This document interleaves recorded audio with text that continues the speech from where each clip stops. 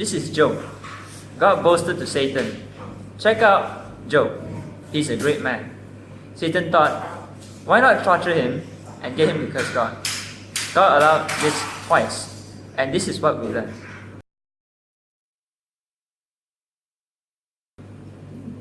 Information in this book is sufficient to show that this is the God of Israel, the creator of the universe, the one who placed the stars in their place, the one who gave the sun the time,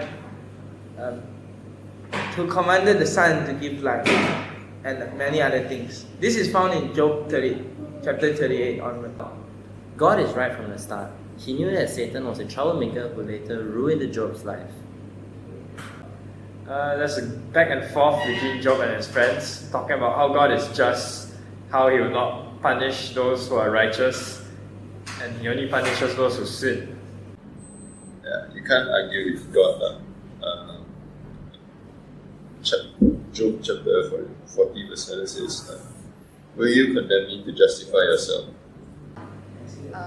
God has a bigger plan. There's a lot of things that we cannot understand.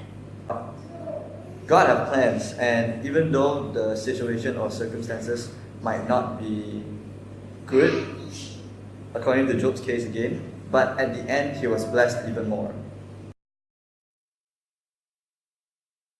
Friends are usually there when you need them. However, their actions may not reflect their good intents. Zophar per se.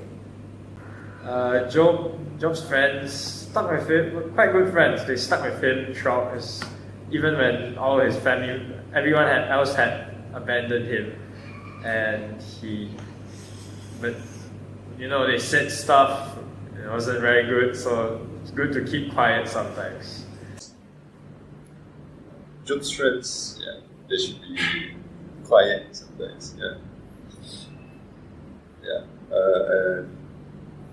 they don't have to talk so much. Friends are supposed to be there for us and also to help us during times of need. But when we are helping our friend, we should also know and ascertain the actual situation and circumstances that is happening, and in God's way, help them. Friends are supposed to be supportive of us. But for Job, his friends were only supportive of him until they accused him of sinning as a result of his suffering. Friends sometimes are not always right. As portrayed in the book of Job, your friends might leave you when you need them the most. Interestingly enough, in this book, God does not appear to Job as his friend. He appears instead as the Almighty. This means that God did not appear as an equal with Job, but a higher authority.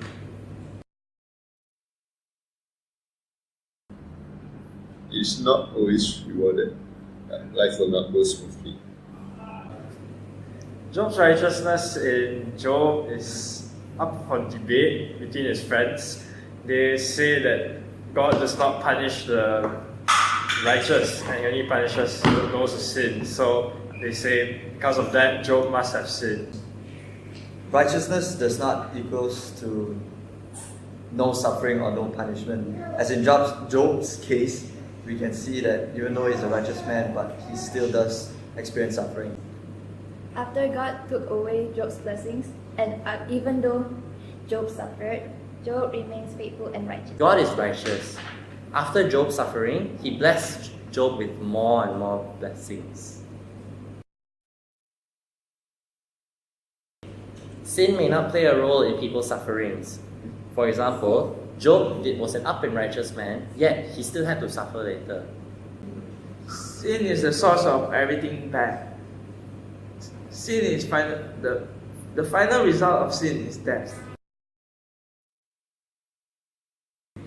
God was challenged by Satan to take away his blessings for Job, and as a result, Job suffered a lot. Suffering does not only happen when we do wrong. Sufferings usually come in the most unexpected ways and at the most unexpected times, and usually they are tests and tests for people's faith. It may not be deserved, but it's all part of God's plan. Suffering occurs to righteous people also, and it is to test the person's faith. Yes, God uses suffering to test Job, whether he will be loyal to him and whether he will continue to praise him. From a human viewpoint, this is from the people concerning the book of Job and his friends. Suffering is associated with sin. God does not say anything about this. Conclusion: we may be righteous, but that doesn't exclude us from suffering. Ultimately, it is still God's choice on what He decides to do.